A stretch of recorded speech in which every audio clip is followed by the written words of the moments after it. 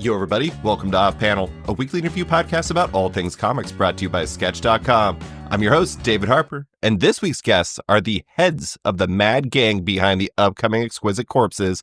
It's James Tynion IV and Michael Walsh. Thanks for coming on. Thanks for having us. Yeah, it's always a pleasure to hang out, David. I didn't really know how to refer to you guys. I was like, writer and artist does not really feel fair, so heads of the mad gang feels more appropriate. I do like that as as a title. Yeah. No, I mean, like, we've been going with like Games Master and and Groundskeeper a little bit based on the book, but yeah, it's fun. It's fun. I think I have to change my bio now. Co-head of a mad gang. Yeah. Have you two recovered from your roughly 1 million years of travel you've done recently? Yeah, I just had 2 weekends in a row of conventions, so I feel like I'm just exhausted and zapped. My social battery is completely drained, so I've just been locking myself up and watching TV and working and hanging out with my baby the last couple days, which has been nice. Nice. What about you, James? I think I'm on the path to recovery. I didn't have a full convention the weekend after Emerald City, but Mocha Fest was in New York, so I had lots of friends in town, and I definitely went and like walked around for a few hours. But it's like I'm coming off of that was like 5.5 weeks of travel, and then back here, and then next week I'm heading out to LA for the GLAAD Awards. So it's just like it has been nonstop. But honestly, it's been like really fun and affirming. But it is exhausting. It does it wears me down a little bit. But it is nice. Like, there have been moments in my life I've been this worn down for less good reasons, and being worn down for good reasons is a good feeling. I think when you work in comics and you're really busy, it can only usually be a good thing. Yeah. James, you do kind of seem like the Jack Hawksmoor of like conventions and events, where you always seem kind of chipper. Like, you get power from them. That's a reference to the authority character. He gets power from cities. You get power from events. You always seem really chipper about it. Either that or you're just really good at faking it. I mean, I think there was a little bit of fake it till you make it, but it is it's genuine. And I think especially now, there were like a number of years that, especially like when I was, deep into the more corporate comics side of things, where half of every convention was sort of dealing with upcoming story intrigue and, relationships between creators and all of that. But my favorite part of the shows was actually just like spending time with the people I make my books with and the people that read my books. And that was always what I took a lot of energy from. And now that's the entirety of what conventions are. And it feels so much better. It is a really, really validating feeling. I think when you're like really, really excited about the work that you're doing, and then you're hanging out with the people that you're creating these books with, and they're excited, and then the fans are coming up to you and they're really excited, they want to know all about it. There's an electricity to that gets you up on another level at conventions that's not always there, but has been very much so lately.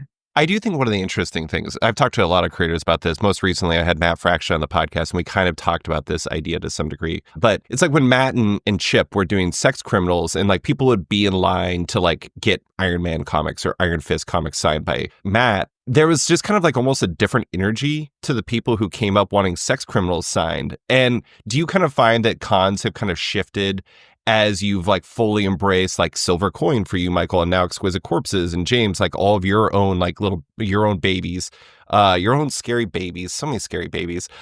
Do you feel like it's changed a little bit? Conventions have changed, that people are coming to you for you almost? Like, not to downplay for hire work, but you know what I'm saying?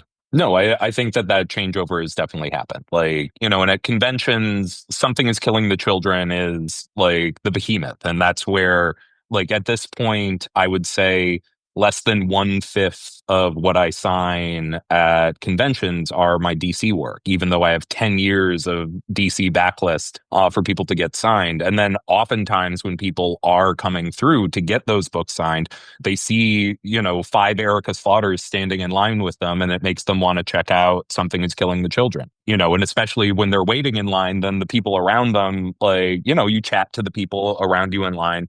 And that excitement kind of carries. And, and it's a really, really good feeling. And especially like, since, I think I sort of, going back to like what a lot of like creators often think of is like they'll do their book in in superhero land or in corporate comics in some way, and then they have their own books on the side. And I kind of feel like Something That's Killing the Children had become sort of my superhero book. That is the kind of the guiding light in, and because it's kind of it's horror adjacent, it's like it has that kind of decompressed manga storytelling and all of these things that I like tapping into in all of these different lanes, that it's an easier handoff to the other sorts of projects that I'm trying to build. And and sometimes I lean more directly into that. Like I think it's an easy, like I think it's a one-to-one to get someone who's interested in Something Is Killing the Children interested in Exquisite Corpses, when sometimes something like The Deviant is like a harder sell because it is just like it's a serious serial killer book that has no like larger than life elements. I mean, there's a like murderous Santa Claus in it, but like generally speaking, it's a more somber piece. It's knowing when it's like, okay, there's a through line here. This is something that we can sort of push people in this direction. And it's nice being able to lean into that because, I love the superhero audience, and there are a lot of folks in the superhero audience that are willing to go out and try a lot of comics. But we all know that there are plenty of people who read superhero comics who don't have a huge interest in reading things outside of superhero comics. So it can be harder to, like guide them into other titles. Michael, do you have anything to add about your experience? Yeah, I mean, I would reiterate the things that James has said. I worked for Marvel for a long time, like almost 10 years as well. And generally in that time, conventions consisted of me doing sketches of Deadpool and Spider-Man and Wolverine and talking about who would win in a fight. And now when I go to conventions, people are asking me about the history of the silver coin and who's going to kill who first in Exquisite Corpses and why I did specific things in the Frankenstein book that I did. And I think that kind of dialogue is just so much more refreshing and invigorating, and it's gotten me excited for conventions again, frankly. That's amazing. Well, Yeah. Good thing, because you just did 2 in a row. I couldn't do that. Yeah. I'm not built like that, Michael. I don't got that gear in me. Yeah. All right, well, let's talk about Exquisite Corpses. You did just come off of Emerald City Comic Con, where you did a fireside chat with the great Jaslyn Stone, where you chatted about the book. So there's a lot of details out there.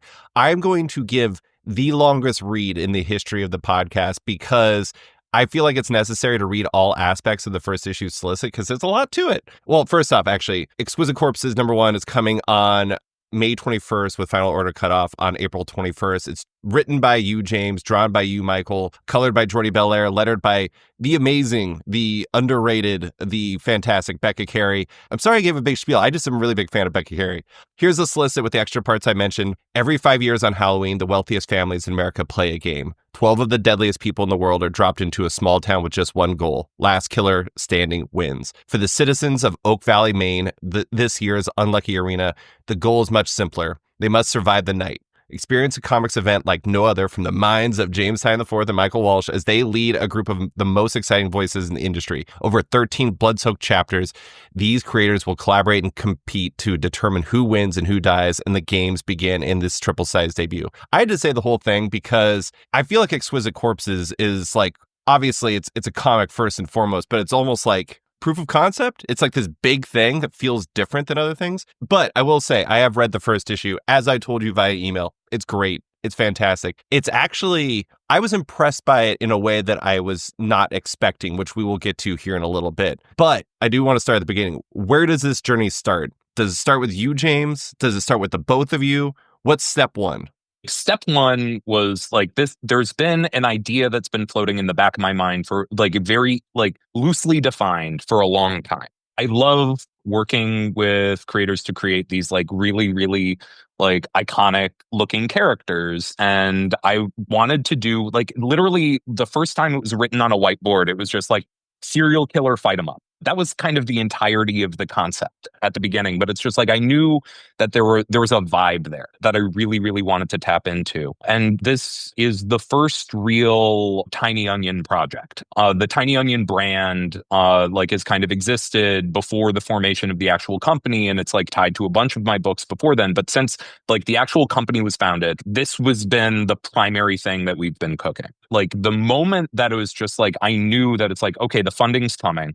All of that. The first call, like actually like 3 months before the funding actually came through, was the first call I made was to Michael Walsh. And it was just like, I was like, hey, I have this like crazy idea, which was I wanted to bring something that I hadn't really experienced since leaving superhero comics to the more creator-owned side of the aisle, which is just like I wanted to pull together a summit of creators to crack a story together, which is always one of my favorite things to do at DC. It was getting in a room with like Scott Snyder and Josh Williamson and just like being able to attack a problem as like a group and figure it out together. Because this core concept was all about this, like, okay, we're going to throw a bunch of characters together and all that. It's just like, hey, Michael, do you want to create a bunch of like really, really cool looking killers with a bunch of different designs and then like bring together a bunch of really, really cool creators and then like throw all of that information at them and then have the writer's room try to figure out who wins, who dies, like when you put them head to head together?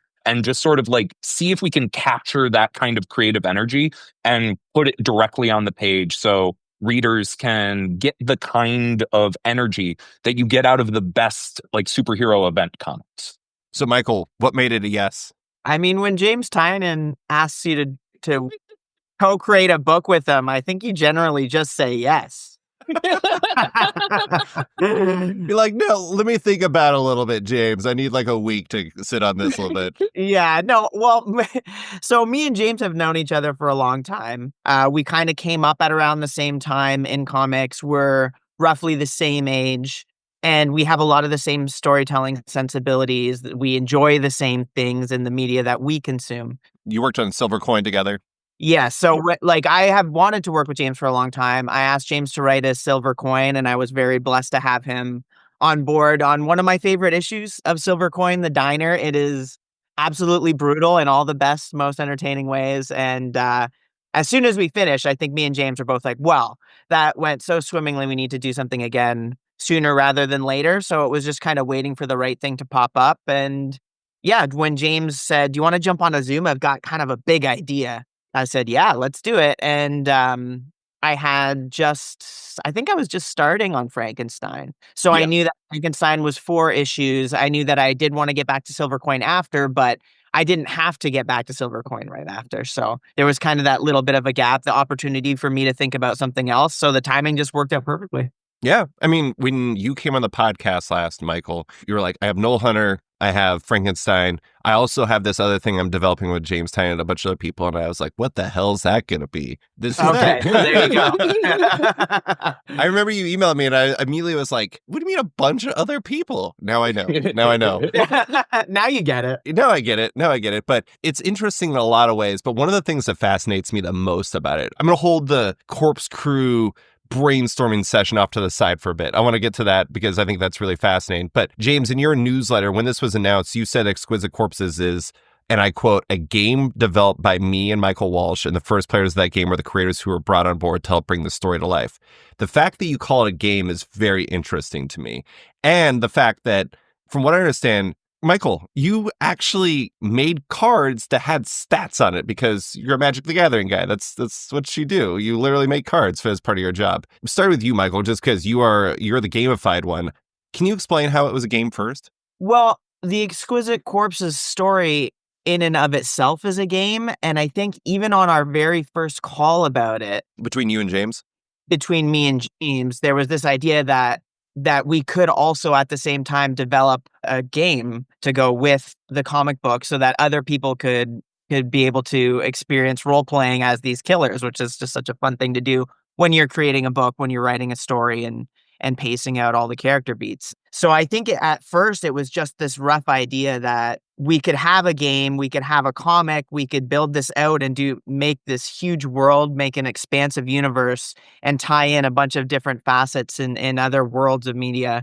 And so when we had our very first summit on the drive up there, it was about an hour and a half drive from my house to meet up with James and we were going to hash out everything that was going to happen in the book. My brain was just running in overdrive, trying to think of how this could work as a physical game that you could sit and play with a bunch of friends and role play as these killers. And by the time that I arrived in Buffalo, I had a rough idea of how an actual physical card game could work. So I put all the different stats for all the killers down on little whiteboard cards and tuned them as we started playing. And we just kind of developed a game on the spot in a very spontaneous, electric way, and it worked. And then we said, well, I guess we can actually make this work. So it's been something that we've also been developing alongside the comic as kind of a secondary part of what we're building. I feel like I need to give the other half side of that please narrative. Please do, because James. it is like, because, it's like from that first conversation, it was a very, very exciting conversation, but I'm still thinking about the comic. It's just like, and Michael's like, this sounds like it could be this like a card game as well. And I was like, yeah, it could be a card game. It could be a movie. It could be like all of these things. And then, so like the fact that like 6 months later, when we do the actual like in-person summit, Michael walks into the room and then just starts laying down cards and like writing on them. And it is a functional game that we play that afternoon. Like that, and it was a fun game. Like that was the thing that was just like completely wild. And it changed I can send, I have like one of the versions. I did I made my own version like directly after it with I use Sharpie instead of like dry erase marker so it would hold. But it's just like in that moment, it was just seeing that it's like, okay, this is an iterative concept. Yeah. This is something that and it changed the entire way that we approached it. Yeah. The way we kind of built these sort of these creative summits is that first summit was to lock in the killers and the world and kind of the rules of all of it. But it's just like, we didn't want to like really set anything past the first issue before the rest of the team came in. The first summit, I think, was like roughly a year ago. It was like February or March of last year. It was still snowy up in Buffalo, which I guess that could be as late as April. But it was we got the core Tiny Onion team, and Walsh came over the border from Hamilton. Courtney Menard, who's our head of production, lives in Buffalo. We all gathered there. It was this really, really easy thing to do. We got an Airbnb together, which was crazy. And it was definitely very, very cold in that like weird little house. In that little haunted house? Yeah. Like we went through, it's like, there are going to be this many killers. These are the weapons. And then like some broad shapes about this is the town. These are the sort of locations that exist within the town. Like essentially we were putting together the raw pieces of like a game Bible. Mm-hmm. Yeah. Like a game Bible, and that also functioned as a story Bible. And then basically we spent the next 6 months pulling the team together. And then, and also like I wrote the entire first 60-page script. And like we wrote a comprehensive Bible. Michael designed all of the characters, including the civilian characters, like on top of all of the killers.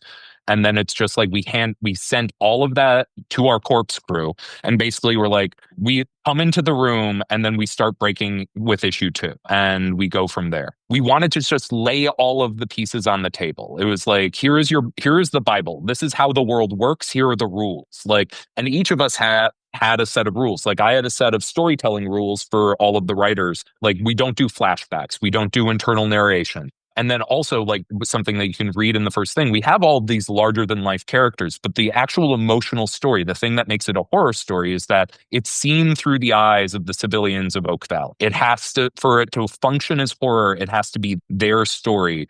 And they are getting caught in the crossfire of this like these very, very dangerous things. And it was just like, that's really where it all came from. But the game element just became so important as we were building it all out. We realized pretty quickly that we want, rather than sort of like push this off to the end, I think the first conversations is like, oh, maybe we'll do a game like directly out of the end of the first series. And it's like, no, we want the game to exist like as the series comes out. So people like as these issues come out, people can slowly build a deck that then they can play it at home. Yeah. And I think it was kind of fun getting to the summit with the full writers group and playing the game first and then jumping into writing the book, because it added almost like this idea of the game, this competitiveness, this one-upsmanship, where it was like we were all playing with action figures in that writer's room, and different people we were passing the hot potato to the next person. They were playing with the action figures in front of the group. It was so fun the way that we worked that room. Let's talk about that room. Let's establish who was in the room first. Was it the entire corpse crew, which I will note as from the first issue, it said it's Adam Gorham, Che Grayson, Claire Rowe, Gavin Fullerton, Jordi Belair, Mariana Ignazi, Pornsak Pichashot, Tyler Boss, and Valentine Delandro. Was it that crew, the Tiny Onion crew, and the two of you? Or was there others in there? So it was the writers from that crew. Oh, okay. Like we were still like casting the full art side of it at that point. Mm-hmm. Like we brought in the writers, but the thing about the writers that we brought on is most of them are kind of multi-hyphenates. Yeah. So it was just like right out of that first meeting, there were sort of two people we knew that we wanted on board. You know, Jordi Belair, we were already starting to talk about bringing on as one of our first artists in residence at Tiny Onion. Jordi is, I think, the best colorist in all of comics. And on top of that, is a brilliant horror writer. Yeah. In and of herself. Like Redlands is just such an incredible book, you know, and she's someone that both like Walsh and I have known our entire career. And it was just like we knew that we wanted her energy in the room. The other person who was like, you know, drinking with us in the evenings up there in Buffalo in that first summit was Tyler Boss, who, you know, like at that point, you know, I had known for a long time that Tyler was interested in, you know, writing on top of like not just at being an artist. It was reading the first script or the first issue of You'll Do Bad Things. His new horror project that's coming out, I think, like in the next couple of weeks from Image Comics. That was just like, oh shit, like Tyler is like really, really good at this. And he's also someone who's just like we vibed with like really, really perfectly, you know, and it's just like, but once again, we have a multi-hyphenate. We have an artist writer, someone who's going to sit in the room and like with Jordi, it's thinking about like tone on top of like the actual feeling of every single individual scene. And then you have Tyler who's thinking about like similar to how like Walsh thinks, it's like in these images that like, how can we boil a scene down to an iconic image? The other folks that we were excited to bring on is like, you know, I've known Pornsak since, you know, I was an intern at DC Comics when he was an editor at Vertigo. Like we always really got along. And then he is just such an incredible, like Infidel, I think, is one of the best horror comics of the last 10 years. But like he also has been working in writers' rooms in Hollywood this entire time. And so it's just like he knew how to like operate in a room. And so did Che Grayson. Che Grayson has been working in animation and in like on a bunch of really cool projects that I'm not allowed to reveal what she's been working on. But I met her through like I'd known her socially, but I remember getting a call from Scott Snyder a few years ago when she was developing one of the projects for Dark Spaces over at IDW. And Scott was like, Che is fucking amazing. So it's like, okay, like I want to find a project that we can work with together. So it's like and then the last person in the room, which was the kind of the most obvious one that like, you know, was just like, we were kind of like, oh, who should we get to like, because we knew we wanted one more slot. And then it was just like, we have one of the best horror writers, like already. It was just like, you know, bringing Michael in, like, especially how that allows us to shape the narrative, where it's just like, I wrote all of issue 1, Michael's writing all of issue 2, and then an issue like sort of dead in the middle of the story cycle. And then I'll write the last 2 issues. So it kind of, we get to kind of provide the infrastructure to the whole thing. And then on top of that, we'll be writing a piece of every issue that carries over the entire run. So it's like our presence is constantly felt, you know, kind of operating as there are characters within the series, the games master and the groundskeeper, who look a little bit like the two of us. And so it's just like, we are the external forces and the writers that we brought in are following what's happening boots on the ground in Oak Valley. I think us bookending it and then like having the pin in the middle to just set the boundaries of the story was really smart. And then also like starting the writer's room with you doing your intro and then me breaking the second issue in front of the room. Like it just started things already with such momentum that I think like we were able to rip through and there were no real lulls in the progress or the electricity. It was also just serendipitous that I think there was a lot of balance in the way that all of us think about story and character. Pornsak and me had a conversation afterwards that he said we were really lucky because they say that in a writer's room, there's 3 type of people.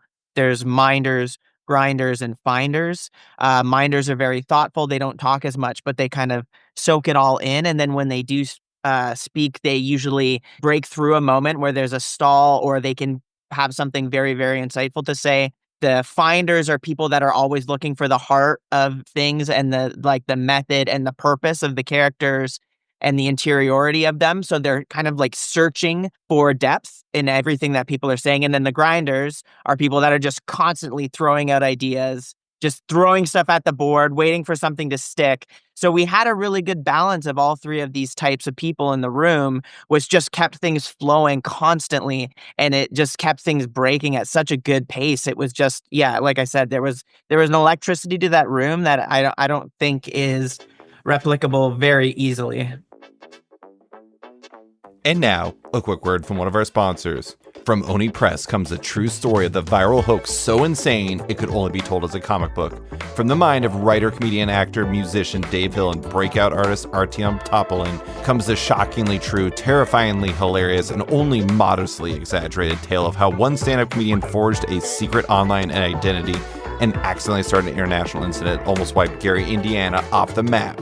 Believe it or not, this story is true, and at last can be told in all of its unholy glory only in the pages of Dark Regards #1, the comic so extreme there is human blood in it.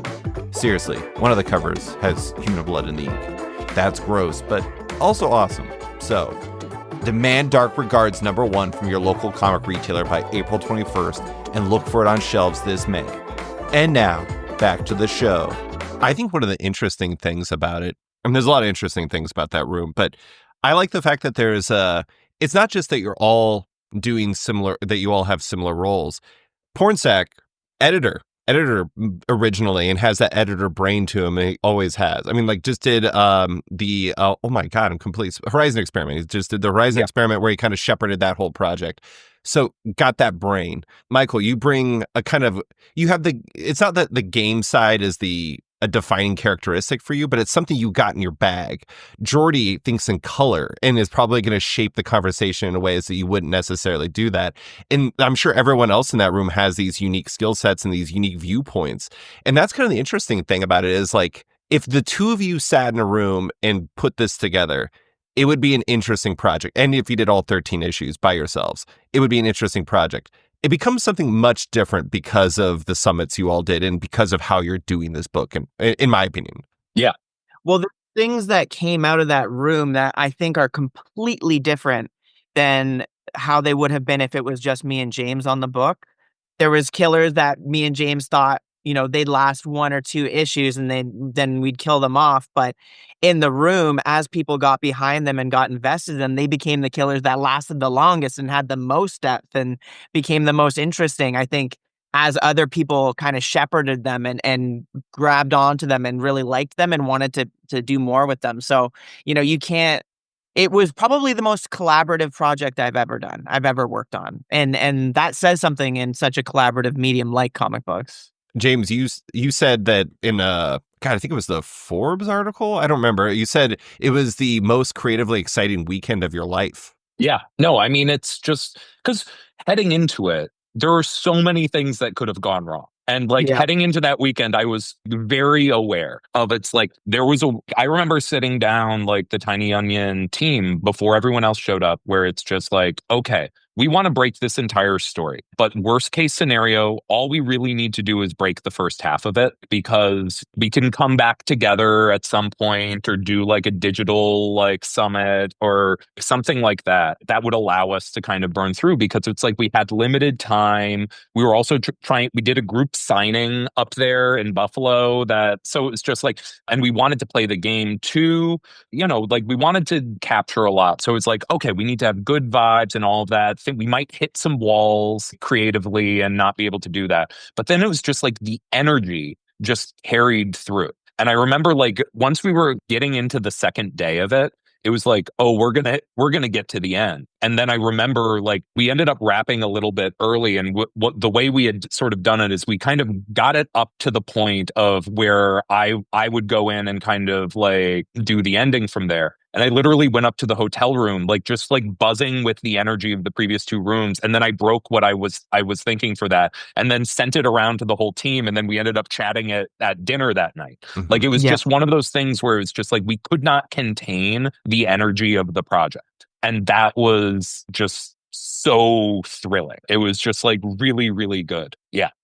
I remember after we finished that day and going up to the room to take a break before dinner because I was exhausted. If you remember, James, I was sick the night before because I was having those Yeah. stomach issues. And so I was so tired and I was just like lying in my bed, but I didn't want to fall asleep because I knew if I did fall asleep, I'd never get up in time for dinner. And I just got that text from you that was like, I have it. And you just broke down the end of the story. I was like, that son of a bitch. And I just got up out of bed and I was so excited because it was perfect. Like it just all just fell into place, I think. So I did an oral history of the 2015 Marvel event Secret Wars, where I talked to the people, well, the main people who did it, Jonathan Hickman, Tom Brevoort, S. Ribbich, everybody that was on the main book, but also people who did the Battle World books that like built off of that, where they shut down all the books and then you had to do something off of the idea. You're probably going to be the only time that Exquisite Corpses is compared to 2015 Secret Wars. But in a lot of ways, it kind of feels like that energy where it's like you get in the room, you have the core concept, and everyone just builds off of that main thing. It just builds and builds and builds. Is that kind of where, James, you've kind of positioned this as like the action horror Energon universe? Is that kind of a little bit of that? Because I think the fascinating thing about Exquisite Corpses is like you have, theoretically, this is a bunch of wealthy families doing this to control America for a long time.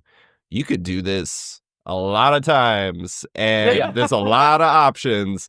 Is that kind of where all that came from? Is just like the fact it's so iterative?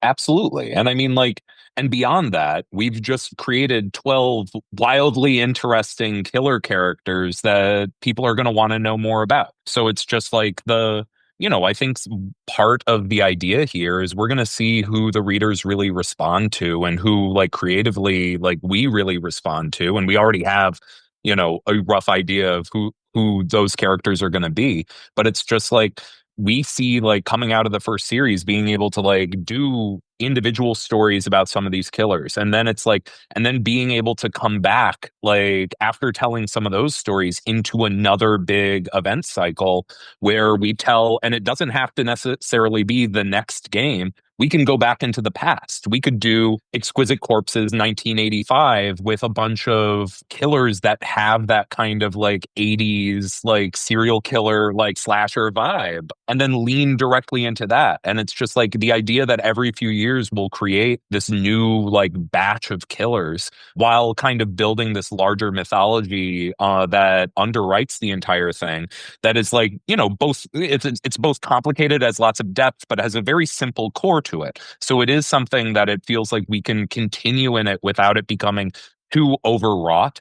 And there are little things in there, like we have this character, the lone gunman, who's like key to the first issue of Exquisite Corpses, and will be one of the like premier characters throughout the series. He's got a past. He's got a past. But I mean, like, beyond that, he wears this golden mask that we introduce as like every killer that the Massachusetts family has selected from the start of the game has worn that golden mask. So every game of Exquisite Corpses going back like over 100 years has had someone wearing that golden mask. And they've used different weapons. They've used different, like, there are so many different things. And it's just like, it's a little piece of that creates a level of world building that just allows us to peel back the layers like over and over and over again. That feels both like there's a lore here that we can tap into while still allowing, like, I think the principles of like an Exquisite Corpses like story cycle, like the main event is always going to need to focus on the actual humans in the town that are affected by all of this. Right. And it's similar to a principle that I try to follow, like with Something is Killing the Children, where it's like every larger Something is Killing the Children story cycle, like the 15 issue story cycles that we do, like the core, like the main character of the first arc of 15 issues of Something is Killing the Children isn't Erica Slaughter. It's the young boy James, who's like going through that entire event. He is the child who is seeing his friends die, who's like unpacking the mystery. And Erica is this larger than life element that has descended on Archer's Peak, Wisconsin. And it is kind of trying to bring that spirit into this thing where it's just like the human stories need to be like, because it's not a horror story unless it's like we're focused on those human characters. You've had some excellent comps that are very thoughtful. I mean, Stephen King shows up, James. I am like the extremely basic boy who is like, okay, bear with me. It's like Fortnite in the concept. You parachute into this place, shit happens, meets Ready or Not. I don't know if you watch Ready or Not, but yeah, I mean, Ready or Not is like, it's a more expansive, collective version of Ready or Not. And I do think the interesting thing about that is similar to that movie, the people you get invested in the most are the regular people. And that was the thing that surprised me about it, is all the buildup has been about the very bad people with big hammers and big guns and all these big other things. And the book starts, this is an extremely mild spoiler, it starts with the sheriff, a character who is in negotiations, in the process of sorting some stuff out. And that immediately, because there's a part of me, it's like sometimes when you hear, like, not like this specific thing, but sometimes when there's like a core concept, you can get focused on the concept and lose the people in it. And reading that open with the sheriff and the clerk at the convenience store with very questionable podcast habits. Mike, exactly. Reading that section made me realize that this was still very much going to be a James Tynion comic and a Michael Walsh comic in all the best ways. Granted, you're going to be sharing it with others, but it means it's grounded in people. Simultaneously, it shouldn't be surprising, but it was surprising, and I was heartened by that fact, even though they're all in mortal danger at all times. No, I mean, that was so key. Like, I don't think this would work if it was just a beat 'em up kind of comic. Like, if we were just if the focal point of the story were the killers that we were dropping into this mix, then it's just an action comic where, like, and then on top of that, then it's just like, then we're being callous about the human life that's being lost in the midst of all of these characters. Like, we need to feel the weight of it, and it needs to be horrible. Like, it's a bad thing that this game is being played and that this game exists. Like, that is so important to the actual heart of this whole project. And it's just like, so the human characters, and seeing like the human characters from the full spread of this town who are able to witness what's happening from every sort of rung of the social ladder is like so key to, like, I think, you know, if we pull this off, if this is the project that works, it's going to work because of those principles. Yeah, I think that was one of the most fun things for me, actually, James, was designing the civilians and trying to make them feel like people that you would meet just every day walking down the street. So that contrast between these real lived-in characters versus the larger than life, almost cartoonish killers was just like a blast to develop. And I think that's one of the strongest things that you do as a writer is all these characters that you create, they never feel like they fall into cliches. They just feel like real people living their day-to-day lives. And I think that's part of the strength of this book too. Despite all this stuff that we've talked about with all the killers, it's like the civilians are the heart of the book for sure. I like the fact that you gave us the civilians to root for, but also one that we really want to see die, which is a real plus in the, you know, not to be too morbid about it, but I'm pretty sure most people who read it will probably agree with that. I am curious as to, you obviously the competitors are going to be like the hook, like the 12 competitors rolling around with their varying weapons and everything like that. But when you were developing the book, what came first? Was it the regular people, the families, or the competitors? Or was it just kind of all in one stew? It was definitely the killers first. We knew that we wanted to have a balanced group of killers. So it's like in that first summit, the one that was just like, it was me and Walsh and the Tiny Onion team. Like right then we wanted to kind of have this balanced mix of characters. Like we have there's a group of characters who are kind of like extremities. They're kind of larger than life, a little cartoonish in certain ways. We have a handful of characters who are just like more in the like, mercenary camp, who are a little sexier, a little more like, characters that feel like more superhero adjacent in a lot of ways. And then we have some characters that are just pure horror. And it was just like we wanted to have this kind of balance of extremities. We knew that it's just like could serve both us as like, a commercial product, like on top of everything, where it's just like we want, like, this is also a project that we're looking to tap into, like, the kind of collector audience that has like, has always supported my book and all of that. And it's just like part of that is having exciting characters that people want to see on covers, like, and then characters that if, as we build out the card game, that people would want to see different iterations of those killers on different cards and like things like that. So it's like we wanted to sort of like cook on those pieces. But we did lay out in that when we laid out the town, it's just like, here are the different like types of humans that we want to follow through the mix. The last piece that came were the families. Like we had the large concept that there are these wealthy families that each of them chose them. But those characters, I think, came more in the writing of the first issue than in the creation of the Bible, because the function they serve in the story is much more their function. Like I knew I had the shape of what I wanted out of the character who's known as Massachusetts in the story. And she like was always like part of the core conception and the pitch that she makes. Like, I think even back in that first summit, it was like, I think this is kind of how I want to do it. But it was just like the rest of those families kind of came after the killers, after the townspeople. I find the families probably the scariest people in the entire book, Oh, yeah. honestly. They're Oh, absolutely. terrifying. And I had a lot of fun with them too, designing those. But you'd already had like a pretty, not like super detailed, but you had some visual ideas and visual prompts for the families. Whereas I feel like the killers, while we were having our initial phone call, we were already just like, I was like spitballing killers with you on that very first call. And I think the next day I just sent you an idea for Gamer Kid, and then I had a few more ideas like as the week went, and then you sent a bunch of ideas over. So that was like just a super collaborative process of doing the killers.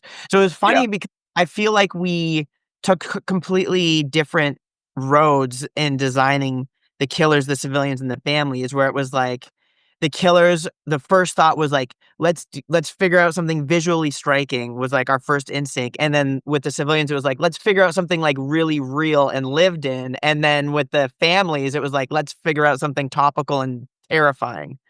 So I feel like there are three different tree branches of design sensibilities with those characters, which is why they all seem so visually disparate, but still really interesting in their own ways. The kids as competitors part surprised me, especially the line that you wrote, James, for Massachusetts leading into the page where your Gamer Kid is introduced. I was like, oof, this is... Whew. No, I mean, like, Pointed. But this is also, the game has to be horrifying. Like the game, like what is happening here has to be horrifying. And Gamer Kid is like definitely, I think, the scariest thing.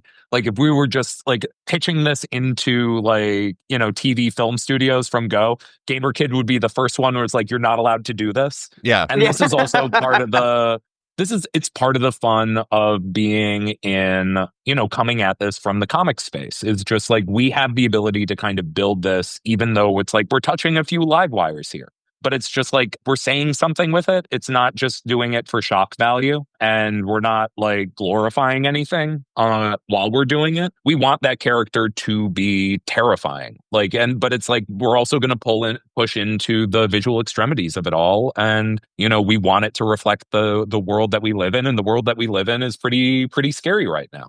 Well, also, the families are not going to value anyone's life, and it kind of speaks to them that they would bring a kid in for this, just based on the possibility that he would be good at killing other people. Yeah. So when you were at the retreat and you were talking about the competitors, Michael, were you just drawing the whole time, just bringing them to life as it was happening? At the first one, yes, but not in the writer's room. I feel like in the writer's room, I was very often standing up And you know how I mentioned the 3 different archetypes of writers in the writer's room? I was grinding, I think, the whole time. Just talking and writing things on the whiteboard and drawing on the whiteboard and just like grinding through the room. So in that one, I was not drawing, but in the very first retreat, that was just me and James and Team Tiny Onion. I was doing a bunch of sketching during that, designing killers, figuring out setting stuff, and working on cards and game design as well. James, are you a finder? Yeah, I was standing in the corner. Or no, I'm the minder, I think. You were a minder for sure. Okay. You know, because especially like having written out the Bible and sort of the rules and all of that, like a lot of times it was sort of like we would keep digging into, one of these pieces, and it would be kind of like, okay, now all of this has been laid up on the table, and then I would pick it up all on the table and I would arrange it on the board. Mm-hmm. I think that was sort of my primary role, like, at a few key moments where it was just like, okay, we gotta drill in. And also like trying to, like to what we were just talking about in terms of like keeping the focus on the civilians that are actually experiencing this. Like we have all of these really, really exciting killer characters. And like some of them, there's like hints at their incredible backstories and like all of these deeper stories that then kept being like, it's like we were kept surfacing all of that. And it's just like, there's no way to tell that without doing a flashback, which we're not doing. So it is just like, we have to like, what is the tip of the iceberg that we're seeing that still expresses this, that doesn't, that can capture those sorts of emotions without, just having like a huge expository dump in the middle of like a story that has like a million characters floating around. So it's just like that was part of the challenge. But yeah, I'm definitely a minder. I was standing sort of off to the side, like arms crossed, like just sort of observing everything. And then I would step in. Yeah, I feel like there was moments where like we'd all be getting into the weeds a little bit, and we're all people are starting to talk over each other a little bit and because we're just trying to figure out, meld our minds together on a beat. And then James would kind of turn to the group with his arms crossed and just be like, guys, I have it. And then it would just kind of like go silent. James would lay out like kind of taking the best of what everyone was throwing at the table and find the road through that blockage, which was obviously a way to keep things going. I mean, we broke down 13 issues in 2 days. So yeah. No, and I mean, I would say like Tyler did the most sketching during the actual thing. He would, especially like Rascal Randy beats. He kept drawing Rascal Randys. That feels like a Tyler. Yeah. I think there is an affinity there. Yeah. Between him and our terrifying mascot rabbit. It seems like rules are very crucial to this entire exercise. Yeah, and I mean, I think that's one of the things that makes it, the gameplay of it, like, fundamental. Like, there had to be rules heading into that writer's room.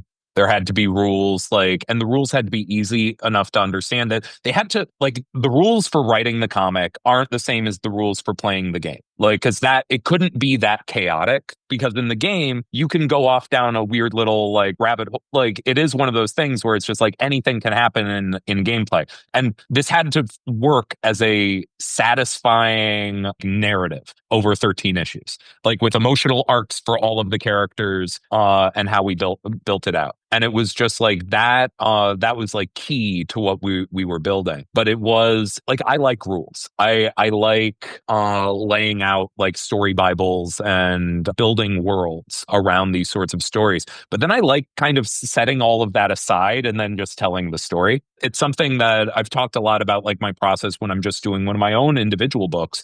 And it all kind of comes from what I learned in building out Something is Killing the Children, where it's just I only had the broadest pieces of the world behind Erica Slaughter before I started writing that book. But then once I was a little ways in, it was just okay, I need to write all of the rules of this. And that turned into the books of Slaughter, the Book of Slaughter, Book of Butcher, Book of Cutter, that kind of lay out the entire mythology around Something is Killing the Children in the Slaughterverse. And it's I needed both. But yeah, I like thinking of systems. I think that that's the kind of key thing. And that's, even though I'm less of a game person than Michael is, that, I think that's the affinity between me and tabletop games people, I like knowing the rules of a world and seeing the full shape of it. But then it's like I always like I do have my priorities when it comes to actual like storytelling, and those kind of exist as a cousin to it, but not a direct corollary.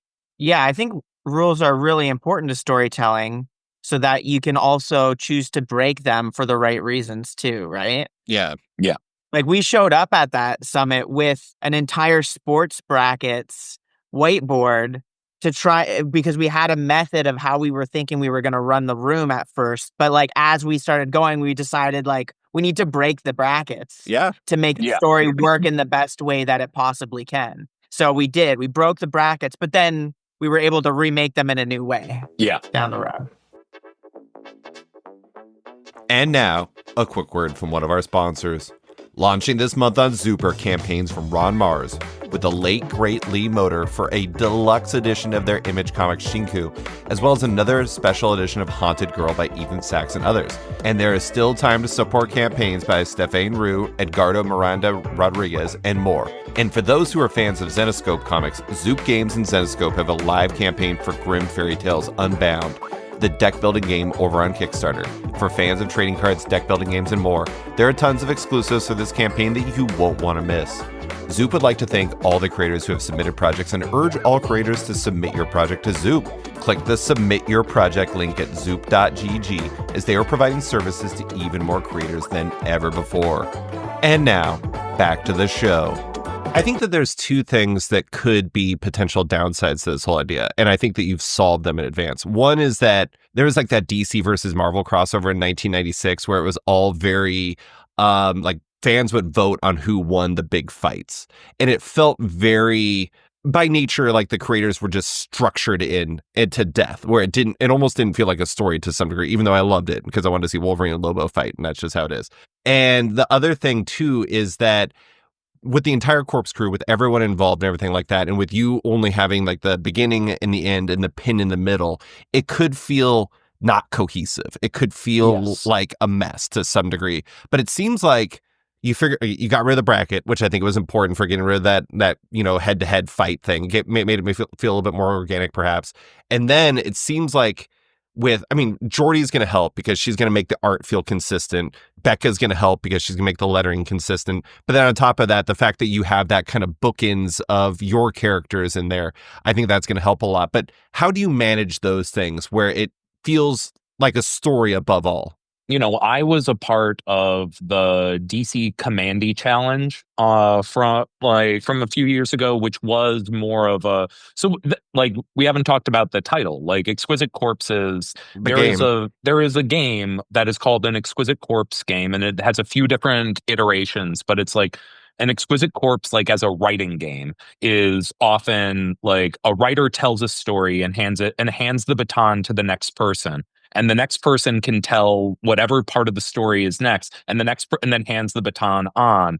And whatever is told next is canon and can't be changed, and you have to iterate based on that. And so in Commandy Challenge, there was no talking between each of the writers. You would get the script that what came before you and the cliffhanger of that script, and you basically had to tell a story blindly up to another crazy cliffhanger and then hand it to the next person. But at the end of that, you don't have a cohesive story. You have something that is like a creatively fun game, but it's like that pushes the extremities of style and like all of this, but it isn't a cohesive whole. So from go, I knew we couldn't do that. We could not just have that kind of disparate thing. I think but we did have elements of it. Like literally, like Michael was saying, it's like I laid out the first issue, and basically I broke the issue that everyone had read in the room on the board in how I wanted all of the issues like broken from there out, which is basically following by the civilian characters, like what are their beats in what order along the timeline. And then Michael went up there and pitched out his vision of number 2 with all of the beats that carried forward from there. And then we had figured out the order that we wanted to do the first half of the story in. And then the next writer went up on the board and started pitching. But then from there, we were able to we started riffing. We started like playing with all of the pieces and interrogating it as we were building it. Like we did function as a writer's room. But there was always kind of like the writer of the issue at hand was the one kind of driving and then this happens, and then this happens. But then as a collective, we were interrogating it and pushing the pieces in the right order and making sure that we were serving the entire narrative. And then once like the whole first half of the story was broken, then we tightened the screws of the entire first half of the story. And so there's like, okay, do we feel like that feels like the cohesive first half of Exquisite Corpses? Then Michael went up there and pitched out the start of the next half of the story, and then we carried on from there. And it's just like, and it's one of those things where emotionally, like obviously, as you can imagine, we start with a big cast that shrinks over the course of the series. So it's like there is a kind of focusing that happens in the second half that like, just, and it's all had to like, once we started realizing, oh, this needs to happen by this issue, then we started driving in these different lanes. It's fun. It must be said that one of the only reasons that this could be so cohesive and as successful as it was is that the Tiny Onion people, the infrastructure of Tiny Onion is incredible.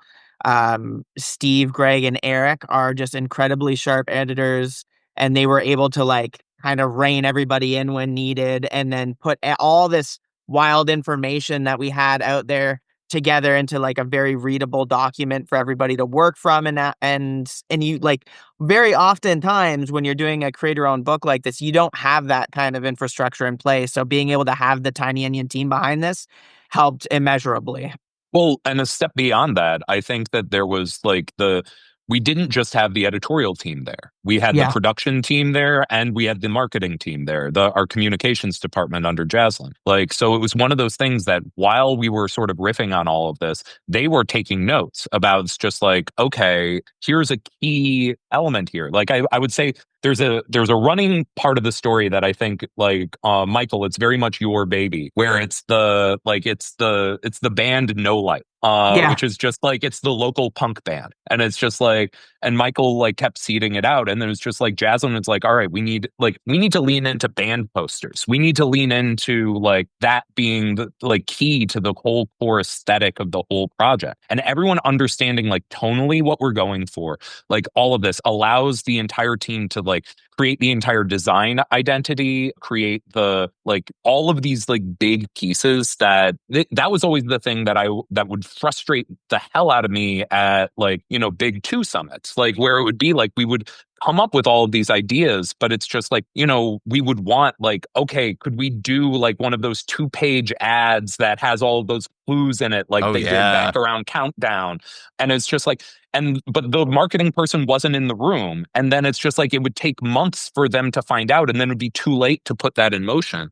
And it was just like having everyone there, like not to like, the people who weren't part of the story side weren't like, if they had an idea, they would throw it out there, they would participate. But it was just like the storytellers were the ones that were driving the storytelling.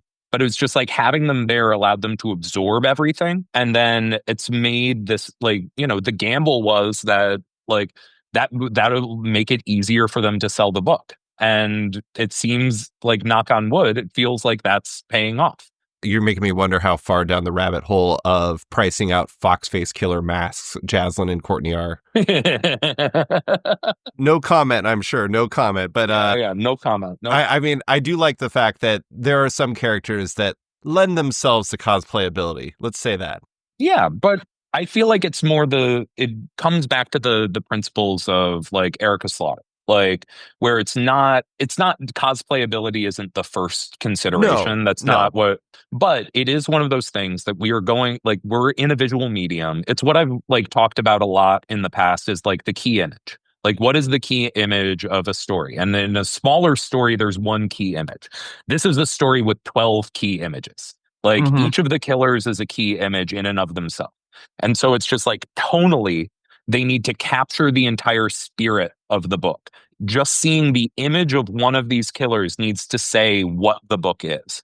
And so it's like, yes, we were definitely trying to hit that kind of Fortnite vibe, like a kind of, manga influence, superhero influence. Like we wanted to sort of blend like who's the reader of this book? What are all of the things like visually that they respond to? And how can we kind of like take those vibes and cohere them into these like visually dynamic killers and push them in different directions? And then a lot of it was like me and Walsh in the Discord going back and forth on like little details.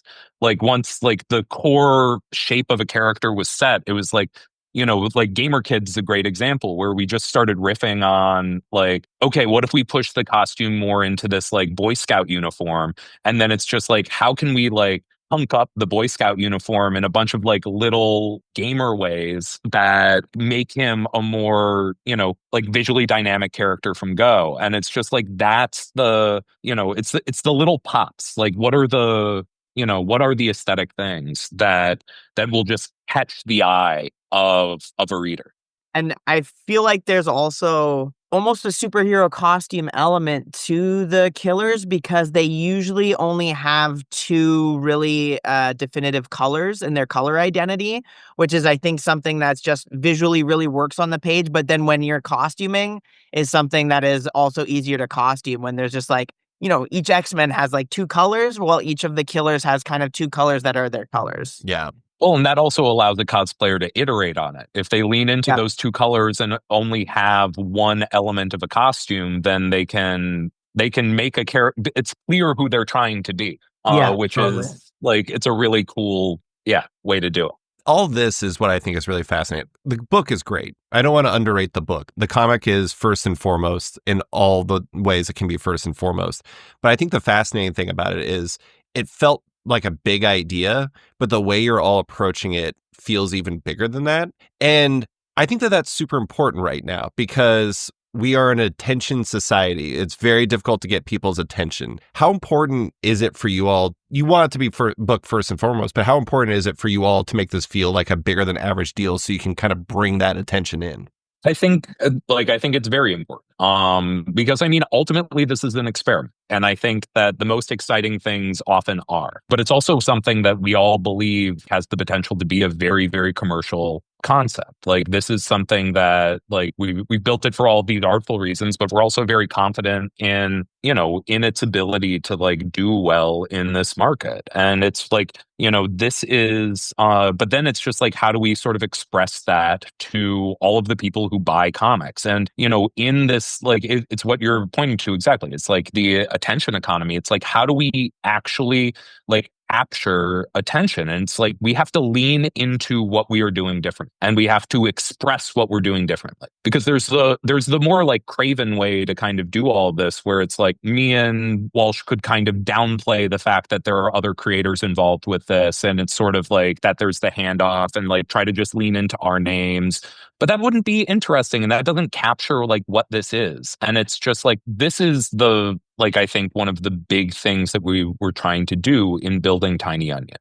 Tiny Onion like can't just go out and put out the sort of books that I was able to put out as an individual working in this space. It's like we have to show that it's like, okay, we got a little extra cash. That means we have time to develop something, and we have time to like actually like develop it in a considered way over time. And then like cook it correctly and then bring it to market, and it being this larger than life thing. And I believe that it's like, if we put the sort of time and effort into these things that the best like superhero events have always done, then we could do something that could hit the market like a superhero event. And it's just like, and we'll find out. But it is I don't know. It's like, it is really, really exciting. The last month has been extremely, extremely gratifying. We announced the series in the week leading up to Comics Pro. And then, which also then allowed so the word got out that this is a series that exists. And beyond it being a series that exists, it's like, it's this huge, creative jam with all of these characters and all of these creators involved in all of these characters that people can sink their teeth into. And then we showed up at Comics Pro with, an ash can that had the first pages of the story, but details on all of the killers involved in it and the world that this is set in. Yeah. And then we had like the Tiny Onion team going around like in the round tables. We have Devin Funches, our new retail lead, and we had Harley Salbaka, who's our events lead, and then we have had Eric Harburn, who's the primary editor of this whole project and the head of editorial at Tiny Onion, and they were the ones going table to table, like pitching out, this is what the story is, handing over. We had one of the first cards that we had made up, like a special like version of that. So it's like, here's the world, here's how we made it, here's the like whole vibe of the thing. And it was like there was something really electric about all of that, and getting it into people's hands. And then that kind of like the drumbeat from that to Emerald City, where then we were able to like actually sell a version of the Ash Can out into the world to people who were there.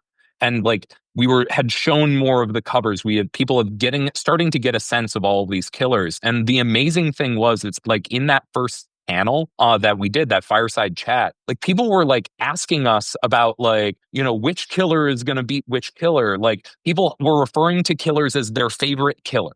And it was just like, that was like such a cool feeling. And then the other thing that's been happening kind of, in conjunction with this is like, the collector market is kind of, has been a little like quieter in the last couple of years after the heyday of like a few years ago. But this was a project that we always knew that with all of these iconic characters, it has the kind of red meat that the collector market often really responds to. And it was like, so I was talking to my friends in that space, especially because I was out at MegaCon right before the announcement, and I was showing off like, here's the killers, here's all of this stuff. And now I don't think I'm allowed to say this, but I'll let myself get in trouble if I do. It's just like, we're a month out from FOC, and we already have like roughly like 35 retailer variants on this. Oh, wow. Which is like over, like, I think it's like 10 more than the most retailer variants I've ever had on any of my covers. And we are a month out from FOC. So it's just like, it feels like the drumbeat that we've been trying to like, going all the way back to like us posting images at that first summit, like us putting the ad in the back of the Tiny Onion Presents newspaper in New York City, New York Comic Con, and it's kind of letting retailers know that me and Michael were working on something together. And then it's just like that, the culmination moment of the announcement in Comics Pro, and then like really getting able to dig into it at Emerald City. It just had the feel of an actual like rollout that, like honestly would have been wildly like next to impossible to do without the infrastructure of Tiny Onion. Yeah. But I also want to say Image Comics has been like really, really incredible in backing this book. It's one of those things like we're trying to do like things very like us having our own internal team and all of that. But like going back to New York Comic Con, I think they started to see that it's like, oh, this is like, this has the potential to be a heavy hitter for us. And that allowed like, they've really come behind this book in a really, really wonderful way. And I couldn't be more grateful. I don't think you literally could not have done this book anywhere else. I don't think. I mean, it had to be there. Michael, I love the fact that basically just on the strengths of your designs and your art, people are already like repping really hard for characters. I think that probably is a pretty cool feeling that people are just like, I'm a Fox, Foxface Killer? Yeah, Foxface Killer super fan. And you're like, you haven't even read the book yet, but you just love the design so much. I mean, that really speaks to how much the designs are speaking to people. But to close, I want to talk about some bigger things, because this is existing in a very strange time. It's a big book that's coming out, but it's a big book that's coming out in a weird time for comics in the world. As of right now, Diamond Comic Distributors still exist. I think bids closed today. There aren't any tariffs affecting comics for now, and things are the same as they were yesterday. I'll start with you, Michael. How do you manage this moment in time? Like, does it feel different navigating everything right now, or is all you can do focusing on Exquisite Corpses, making the best book, getting it out there? Yeah, for me, that's one of the really big pleasures of working with Tiny Onion is they have an entire crew of people that are able to focus on that side of things, where and then me and James can focus on just doing the best comic book humanly possible with all of the resources that are at our disposal. For me, I just want to make this comic book as good as the potential that it has, because it is just one of those things that as soon as James came to me with the idea, as soon as we got in the room, as soon as we started putting this on paper, it just felt like this is truly something that feels limitless to me in the possibilities of where it can go.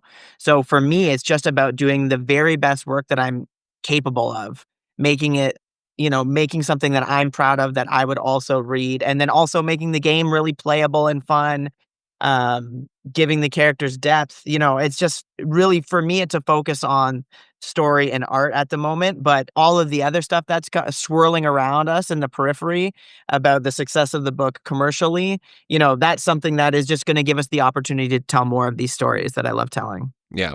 Yeah, it is certainly a wild time. And the last few years have been, they've been a scary, they've been scary at virtually every level, from a societal level and on but on an industry level as well. But I think going back to the fall, seeing the success of the Absolute line and DC All In, it was just like, okay, there's energy here. It feels like people are getting into comic shops. People are looking for something new, and that was sort of the first instance where it's just like, okay, it's like we might be able to catch some of this wind in our sails, and it's just like, so everything has been about trying to catch the wind in our sails, and there's a certain element where it's just like we have to cross our fingers that they're that a destabilizing element won't throw us off. But this all goes back to the pandemic.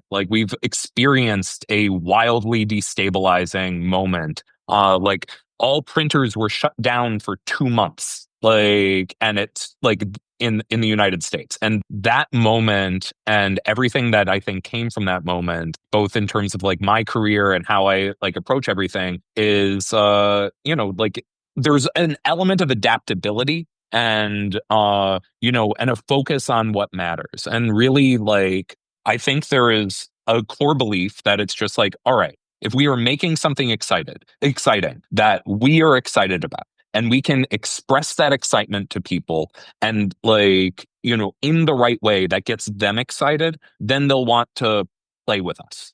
That's what we've spent the last 6 months doing. That's what we're going to keep doing. We're not just we're trying to build this into something that can last for years. So it's just we're not ending this with, if issue 1 FOC isn't the end of this story. We are going to try to continue this story going to keep capturing this kind of energy. And we're so immensely excited and proud of this, and we just want it in as many hands as possible. But it's we're still being conservative in our internal projections in terms of what success looks like, because it's just there's a lot we don't know. Yeah. But it's, the initial indicators of where this is going are really, really promising. And we're really hopeful that that we can, really capture people's attention this May.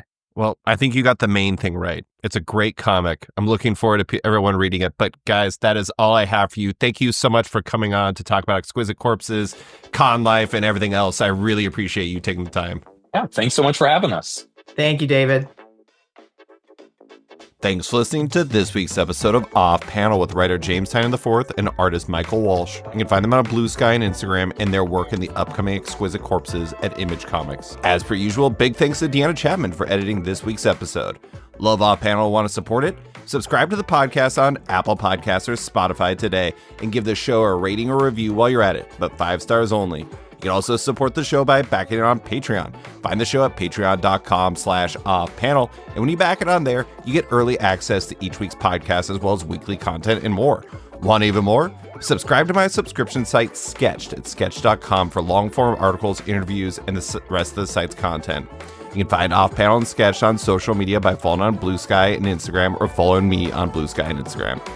Big thanks to all my existing patrons, including Simon Birch, Pacific Northwest Gamer, Scion, Megan Marsden, T.S. Luther, Comic Book Couples Counseling Podcast, Scott Carpenter, Gus, M.K. Fryguys, Saunter, Brian, Chris Robinson, David Byrne, Milton Lawson, Benjamin Wilkins, Chris Hacker, John Neesmith, John Auerbach, Dustin Weaver, Brandon Heyman, Aiden Hammond, Faith Aaron Hicks, Ben Rowe, Cameron Brown, Jonathan Breen, Charlie Stickney, Tom Drennan, Jeremy Thomas Burke, Jared Schwab, Scott Dunn, Chip Mosher, Seth Pomeroy, James McEwen, Andrew Lehman, Christina Merkler, Scott Place, Travis Gibb, Darcy Van Polges, Tom Evans, Reed Beeman, Kelly Sudaconic, Max Wood, Jeremy Lambert, Brian, Near Levy, Jason Hussad, Kieran Gillen, Jonathan Kent Uratam, Henry Johnson, Dennis Hoffman, Jingo Boren, James Tynion IV, Chris Langford, Jason Wood, Tom Peachy, Ben Domstead, Ron V, Nick Walker, Patrick Coyle, Isaac Oren, Klaus Vandeven, Submin Industries, Jack Mulqueen, Carl Kerschel, Robert Masella, Elza Chartier, Luke Nakashoji, Dr. Luke, Scott Hazelwood, Canadian by Proxy, Bradley Rader, Carl Troy, Brandon DePills, Patrick Power, Declan Shelby, Dan Carino, Adam Freeman, Ben Wild, Brian Klein Q, Liana Kingus, Nick Bennett,